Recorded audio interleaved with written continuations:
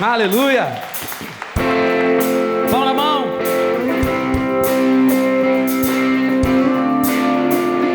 Vamos louvar ao Senhor com alegria e celebrar ao Senhor, agradecendo a Ele por seus benefícios, por suas obras.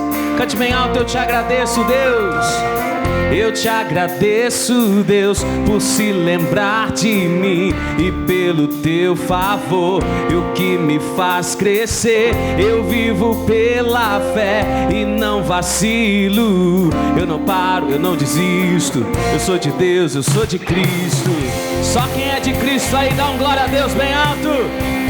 Então levante a sua voz com alegria, meu irmão, e seja grato ao Senhor. Agradeça a Ele por tudo.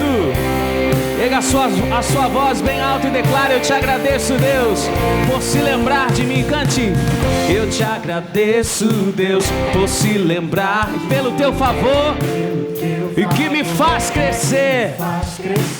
Eu vivo pela fé e não vacilo. Eu não paro, eu não desisto. Eu sou de Deus, eu sou de Cristo. Você mudou a minha história e fez o que ninguém podia imaginar. Você acreditou e isso é tudo. Só vivo pra você. Não sou do mundo, não. A honra, a glória, a força, todo louvor a Deus e o levantar das minhas mãos é pra dizer que te pertenço, Deus. Diga pro Senhor: eu te agradeço que no deserto não me deixou morrer e nem desanimar. O Senhor insiste na minha vida. Então levante a sua voz bem alto, meu irmão, e declare: eu te agradeço, Deus, que no deserto não me deixou morrer e nem desanimar. E como aquela mãe que não desiste, você não se esqueceu, você insiste. Você mudou a minha história e fez o que ninguém podia imaginar. Você acreditou e isso é tudo. Só vivo pra você. Não sou do mundo, não. A honra, a glória, a força, todo louvor a Deus e o levantar das minhas mãos é pra dizer que te... A honra, a glória, cante! A honra, a glória, a força, todo louvor a Deus e o levantar das minhas mãos é pra dizer que te pertence. As palmas pro Senhor. Agradeça ao Senhor, meu irmão. Ele mudou a nossa história, fez o que ninguém podia fazer. Esse Jesus nos resgatou. Declare: você mudou. Você mudou a minha história e fez o que ninguém podia imaginar. Você acreditou e isso é tudo. Só vivo pra você. Não sou do mundo, não. A honra, a glória, a força, todo louvor a Deus e o levantar das minhas mãos é pra dizer que te pertence. A honra, a glória, a força, todo louvor a Deus e o levantar das minhas mãos é pra dizer que te pertenço, Deus. Aplauda o Senhor bem forte. Aleluia. Vamos sentar todos, sejam bem-vindos em nome de Jesus, pessoal. Que bom recebê-los e vamos hoje mais um estudo nosso que vai nos fazer um bem grande, porque a cada semana vamos sendo mais iluminados pela palavra e assim a gente vai sendo liberto, transformado. Como Jesus falou: conhecereis a verdade vos libertará, né? Libertação do coração. Vamos ver isso aqui com bastante atenção. Muitos tiveram contato com o amor de Deus ao longo de suas vidas. Alguns estão há anos frequentando reuniões em igrejas, pensam ter Cristo como Salvador, mas ainda estão servindo ao diabo indiretamente, porém, sem consciência disso. Por isso, ainda falam palavrões, são explosivas, ou sofrem opressões, perdas e dores, pois, de fato, ainda não se libertaram por completo. Jesus alertou: o que contamina o homem não é o que entra na boca, mas o que sai da boca. E isso é o que contamina o homem. Vamos ver aqui esse texto de Mateus, capítulo 15. É importante meditarmos nessa palavra aqui hoje e entendermos e observarmos realmente o que sai da nossa boca, né? Porque a Bíblia diz que a boca fala do que o coração está cheio, né? Mateus capítulo 15, vamos ler com atenção essas palavras do Senhor Jesus. Verso 11. O que contamina o homem não é o que entra na boca, mas o que sai da boca. Isso é o que contamina o homem. Então, acercando-se dele, os seus discípulos disseram-lhe: sabes que os fariseus, ouvindo essas palavras, se escandalizaram? Pois é. Às vezes é assim que acontece. A pessoa, às vezes, ouve e não aceita essa palavra, não aceita essa repreensão. Jesus disse: ele, porém, respondendo, disse: toda planta que meu Pai Celestial não plantou, será arrancada. Então, aquela pessoa que, de fato, ainda não foi plantada pelo Senhor, ela não consegue dar fruto. E essa árvore será arrancada, essa planta, né? Como diz o texto, será arrancada. Deixai-os, são condutores cegos. Olha que coisa séria. Ora, se um cego guiar outro cego, o que vai acontecer? Ambos cairão na cova. Então Jesus chama a atenção deles que aqueles fariseus, por mais que eles falassem coisas que a princípio parecem bonitas, mas lá o coração deles estava muito longe de Deus. A gente não tem que olhar para isso e se achar melhor do que eles. Nós temos que olhar para um texto desse e examinar o nosso coração. Jesus, eu não posso ser esse fariseu. Ou seja, essa pessoa hipócrita, essa pessoa falsa, essa pessoa que estou na tua casa, mas que não vivo a tua palavra. Eu não posso ser essa pessoa que fala, às vezes até de Deus, mas que não vive o que Deus ensina. Então nós precisamos sempre estar se avaliando, se julgando, porque senão a gente acaba se enganando. Voltando a alguns versículos anteriores, veja o que é que o Senhor Jesus fala aqui no versículo de número 8. Este povo honra-me com os seus lábios, mas o seu coração está onde? Está longe de mim. Mas em vão me adoram, ensinando doutrinas que são preceitos de homens. Então Jesus dizia para eles que aquilo que aqueles fariseus falavam, muitas vezes diziam, não correspondia ao que havia dentro do coração deles. Porque quando Deus olha para o homem, Ele não olha para a aparência, Ele olha para o coração. Então, quando Ele olha para nós, Ele olha para o nosso coração, o que há dentro de nós? Bom, a boca fala do que o coração está cheio. E isso é o que contamina o homem, é o que sai da boca do homem. Às vezes, palavras, muitas vezes, que nunca deveriam sair da nossa boca. Há pessoas que precisam vigiar, elas são muito murmuradoras. Vira e mexe, elas murmuram. Elas só enxergam as coisas negativas das pessoas. Elas só falam, às vezes, mal dos outros.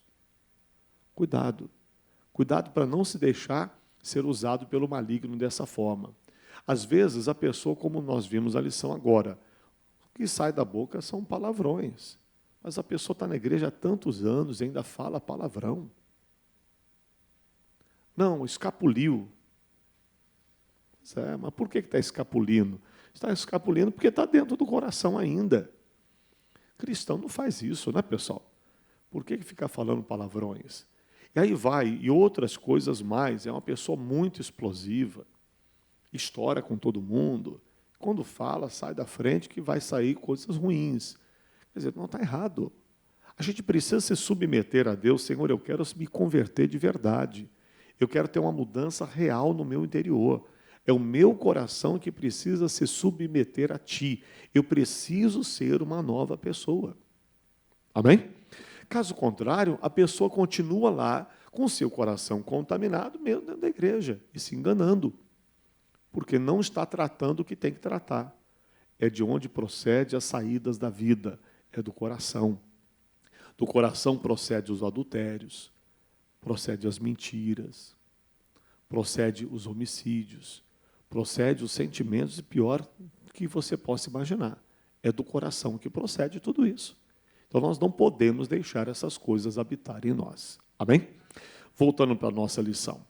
É necessário passar pelo processo de arrependimento e conversão, a fim de que o coração seja purificado de toda sujeira. Senão, a pessoa viverá uma fé religiosa, enganando-se a si próprio.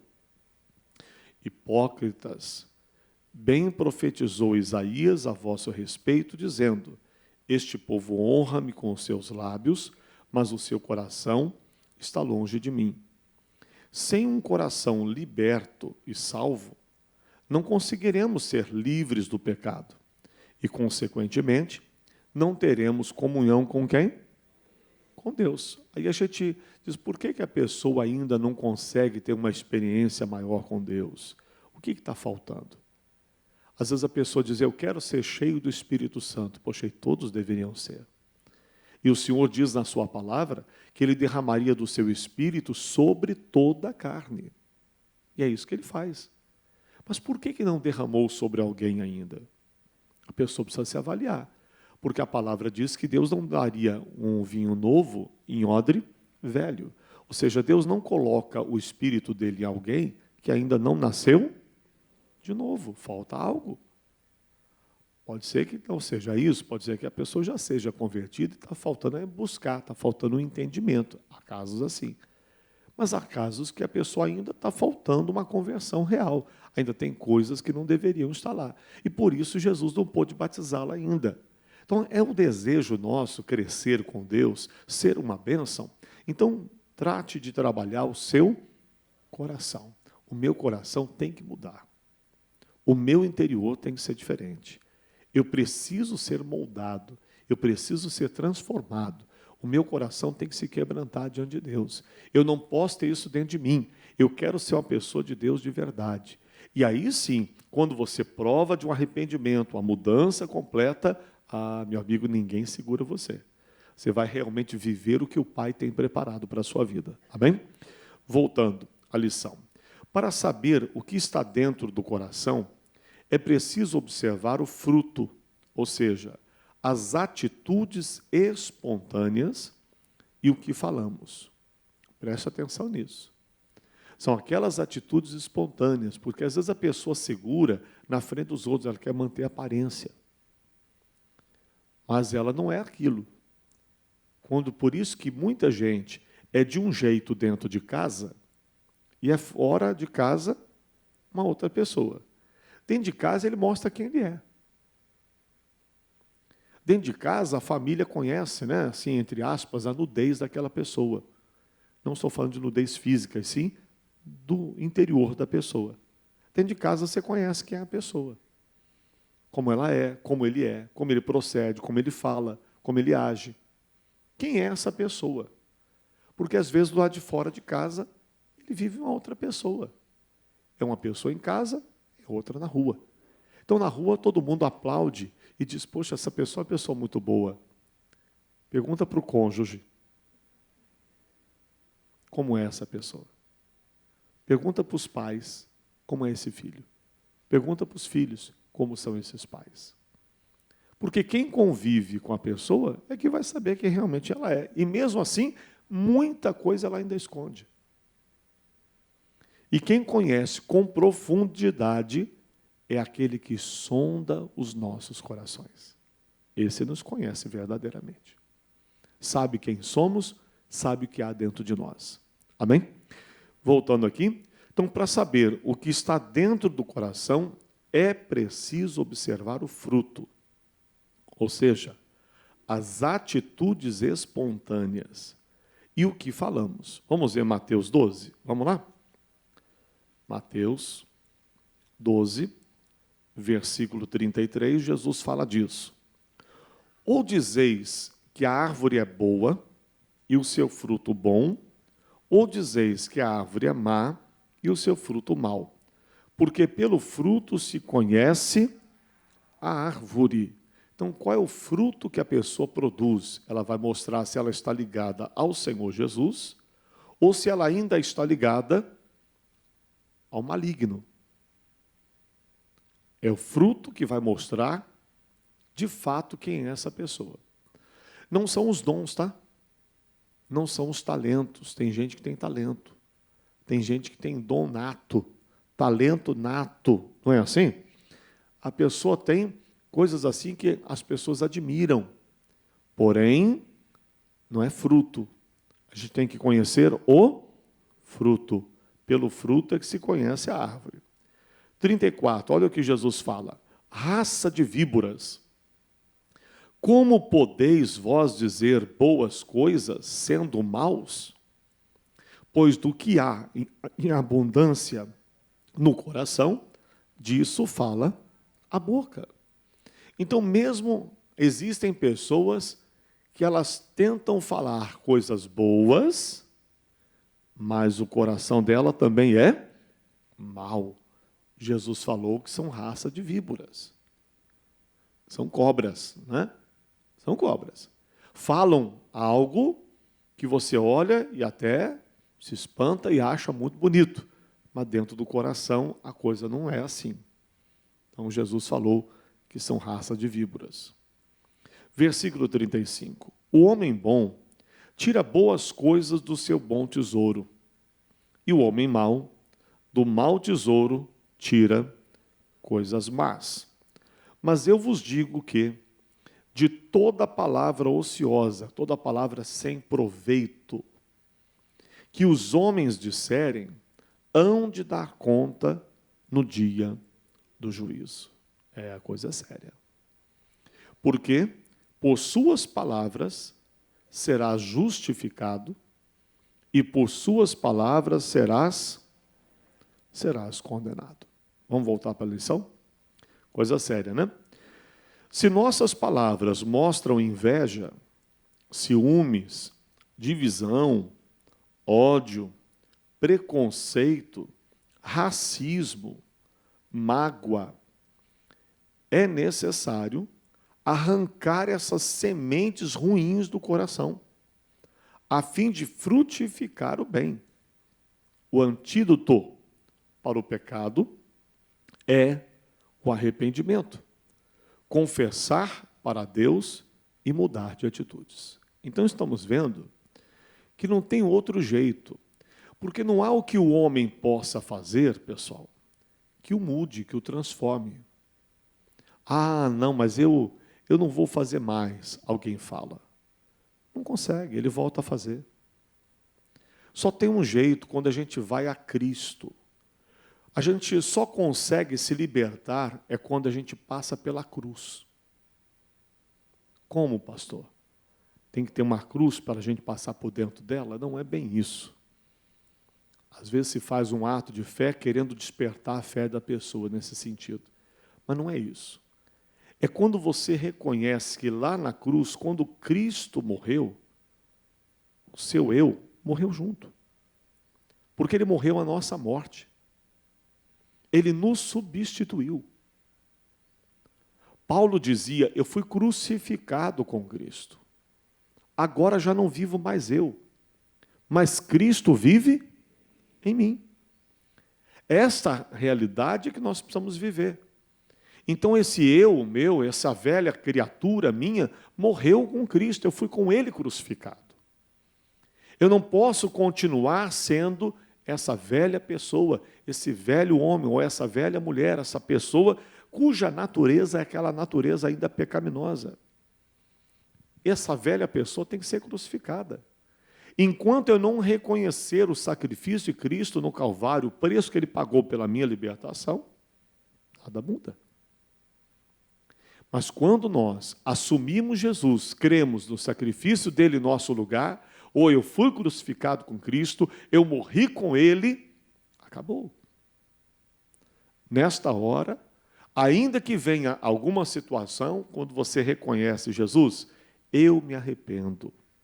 Eu reconheço o Senhor como meu Deus. O meu eu está morto. O velho Rogério morreu. Essa velha natureza não existe mais. E você reconhece isso. E diante de qualquer tentação, você então resiste firme na fé, crendo no que a palavra fala, você é transformado por Cristo. Continuando a nossa lição. Então, o antídoto para o pecado é o arrependimento, confessar para Deus e mudar de atitude. Quer dizer, tem que deixar aquela prática.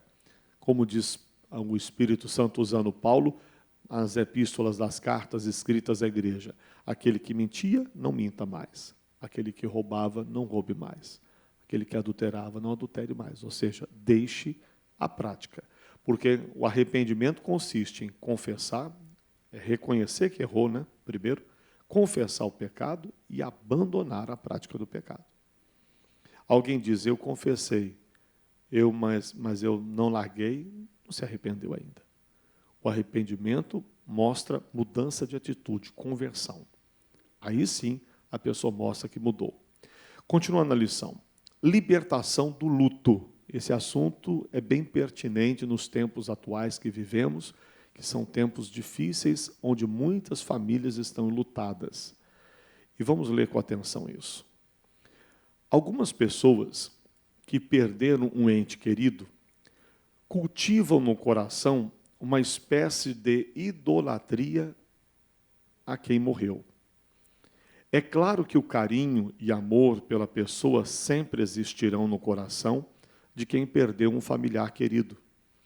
Mas não pode se tornar uma obsessão, a ponto da alma ficar cativa. Tudo tem o seu tempo determinado, e há tempo para todo propósito debaixo do céu. Há tempo de nascer e tempo de morrer. A gente só gosta da primeira parte. Quando nasce uma criança é uma alegria. Todos festejam, todos parabenizam. Há uma alegria no nascimento. Mas o Senhor disse claramente, há tempo de nascer e há tempo de morrer.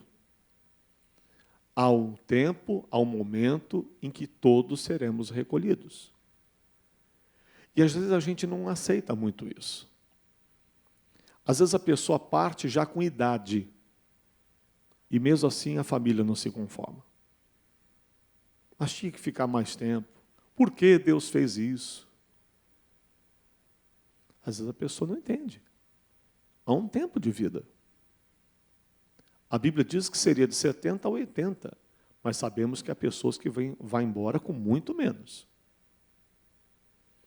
Há um tempo de vida de 70 e 80 anos, que a palavra fala, mas há pessoas que partem com menos. Quantos sepultamentos eu já fiz de pessoas muito jovenzinhas, às vezes até de bebês. Há tempo para tudo. E quando se perde um ente querido, a dor é muito grande. Especialmente com certas situações que acontecem, que infelizmente fogem ao nosso controle, que nós não gostaríamos que acontecesse, e que se perde um bebê, que morre um jovem, um adolescente, uma pessoa muito jovenzinha. E as pessoas às vezes olham para aquilo e dizem, meu Deus, eu não entendo por quê. Não há explicação. Por mais que você tente entender, por mais que você queira entender, ninguém vai conseguir explicar isso. Mas a realidade é que nós precisamos ter no coração que nenhum de nós somos de nós mesmos. Por mais que Deus permita que uma mulher gere um filho, essa criança, antes de ser filho dela, ele pertence a Deus. Antes de alguém ser seu marido ou sua esposa, ele pertence a Deus.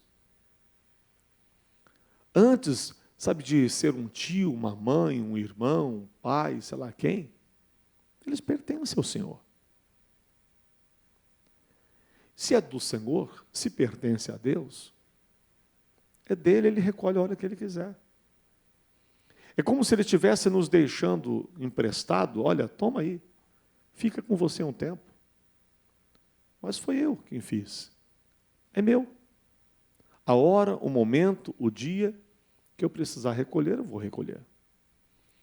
E às vezes circunstâncias que acontecem, situações na vida que se enfrenta, que levam as pessoas a precocemente ir embora. Existem pessoas que dão causa à situação, não se cuidam com a sua saúde, abrem portas para o inimigo entrar. Situações diversas acontecem que acabam levando, infelizmente, à perda de um ente querido. Uma situação como esta, como pandemia, né? Como quantas famílias estão enlutadas nesse mundo afora, é terrível. Mas existe essa realidade. Há um tempo de nascer e há um tempo de morrer. Sabe, uma coisa Deus ministrou no meu coração há um tempo atrás, que falou muito comigo. Quando uma pessoa ela parte, quando ela morre com Cristo, nós não perdemos essa pessoa. Ela não se perdeu. Eu perdi um familiar. Na verdade, você não perdeu. Porque quem perde, entre aspas, para Deus, né, não perde. Se perde quando se perde para o diabo. Aí se perde.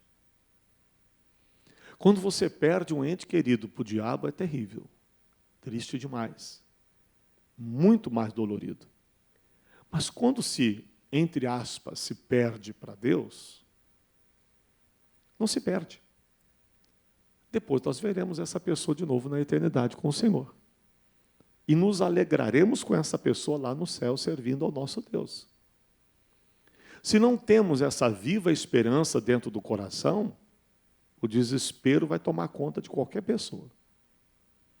Mas se temos essa convicção no nosso coração, o Espírito de Deus vai trabalhar dentro de nós e vai nos sarar, vai curar o nosso interior. Continuemos na nossa lição aqui. Então há tempo para tudo. Como fomos criados à imagem e semelhança de Deus, nosso espírito nunca acaba. Jesus, ao lidar com casos de morte, explicou que é apenas um estado de sono, que durará até o dia do juízo final. Mateus 9, versículo 23 e 24. Vamos ler lá? Já estamos aqui em Mateus, vamos lá. 9, versículo 23 e 24. E Jesus, chegando à casa daquele chefe, e vendo os instrumentistas e o povo em alvoroço, disse-lhes: retirai-vos, que a menina não está morta, mas dorme. E riram-se dele. Esse não foi o único momento que Jesus se referiu à morte como um sono. Quando Lázaro também morreu, o mesmo ele disse, né? Lázaro está dormindo e vou despertá-lo. Quando a Escritura fala da morte, muitas vezes se refere a um sono. Ontem à noite, quando nós deitamos para dormir,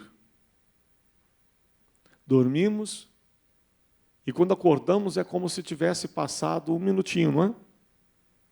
Não é assim? Você acorda como se tivesse passado um minutinho. E o dia já amanheceu.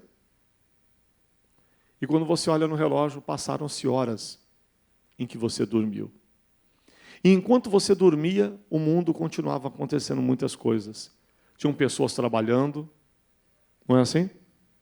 Tinham pessoas viajando. Tinham movimentos na cidade diversos. Claro que um muito menor, porque durante a noite a maioria está dormindo. Mas muita gente trabalha durante a noite. Então, a coisa continuava acontecendo. Durante a noite, enquanto você dormia, pessoas morreram. Durante a noite, enquanto você dormia, pessoas nasceram.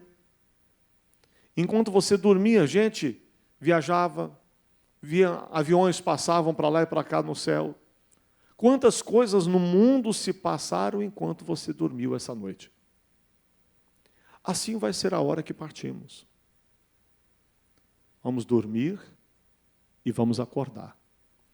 E vamos acordar com o Senhor nos chamando, nos despertando para o glorioso dia do Senhor. E se partirmos com Cristo, nesse dia acordaremos para a vida eterna. Mas se alguém partir sem Cristo, nesse dia ele vai acordar, mas vai acordar para a morte eterna. Por isso que agora, enquanto vivos estamos, esse é o tempo que nós temos para entregarmos a nossa vida a Jesus e vivemos na presença de Deus. Porque não temos como depois mudar a nossa eternidade. Agora é a hora de fazer a mudança disso. Continuando a nossa lição. O povo de Israel ficou triste quando Moisés, seu líder, morreu. Mas o tempo de luto durou 30 dias apenas. Está lá em Deuteronômio 34, verso 8. Depois você pode ler. Quando não entregamos a Deus o familiar que partiu, corremos o risco de morrermos junto. Ou sofremos na alma, de modo que doenças começam a surgir por causa emocional. Ainda há aqueles que começam a ver o espírito, entre aspas, do familiar morto na casa e buscam práticas de consultas aos mortos, os quais Deus condena. Isso é um espírito enganador, tentando se passar pelo familiar. É preciso resistir a esse mal. Não contatar nenhum morto e se libertar desse espírito maligno. E como aos homens está ordenado morrerem uma vez, vindo depois disso o quê? O juízo, está escrito lá em Hebreus 9, 27. Essa palavra me libertou, esse Hebreus 9, 27. Porque antes eu achava que eu via as pessoas que morreram. A minha família não era de Jesus, nós éramos espíritas, né? E aí, quando morria alguém, eu achava que a pessoa vinha falar comigo. Meu avô vivia no meu quarto, né? Ele, entre aspas, né? Porque não era ele, era um demônio, eu achava que era ele. Eu achava que era ele que vinha falar comigo no meu quarto. E vivia lá. Toda noite eu aparecia lá, ou quase toda noite. Aquilo para mim era um desespero. Que eu não queria ver morto nem que me pagasse. Vai que esse morto vem falar comigo de novo, meu quarto já não cabe mais. Já não dá mais. E aí ficava aquela perturbação de noite. Mas quando eu li essa palavra, e o pastor explicou, está destinado a morrer uma vez. Então a pessoa não morre duas, não há reencarnação para morrer de novo. E depois da morte, vem o que depois da morte? Vindo depois o quê? O juízo. Só tem isso entre a morte e o dia do juízo. Nada mais. A pessoa morre e depois vem o juízo. Não tem esse negócio da alma ficar penada por aí, vagando, e falando depois com alguém que morreu, e conversando com fulano, com ciclano. Isso é demônio, é espírito maligno que se disfarça, se faz como se fosse a pessoa, e há pessoas na sua ignorância, como um dia eu na minha ignorância, achava que era meu avô, há pessoas que acham que são seus familiares. E nisso estão sendo enganados pelos demônios e perturbados por eles. Então é verdade que é duro demais perder um familiar. Mas nós temos na Bíblia Sagrada diversos exemplos. Quando Davi lutava pelo seu filhinho que havia nascido e queria morrer. E ele luta, e ora, e jejua, e busca a Deus, e clama, e clama, e clama, e clama. Mas chegou um momento em que a criança morreu. Os seus servos já não sabiam nem como falar com ele isso. Como é que nós vamos dizer para ele que o filho morreu? Já não sabiam o que fazer. Pensaram, ele vai fazer qualquer loucura, porque viram como ele estava clamando, chorando, suplicando o favor de Deus pelo seu bebê. E quando dão a notícia para ele, seu filho morreu, estranhamente para todo mundo, ele levanta, lava-se e pede comida para comer. As pessoas não entenderam. Mas ele mostra, aquele homem, segundo o coração de Deus, mostra para a gente como nós temos que proceder diante de uma luta dessa. Tem que se lavar.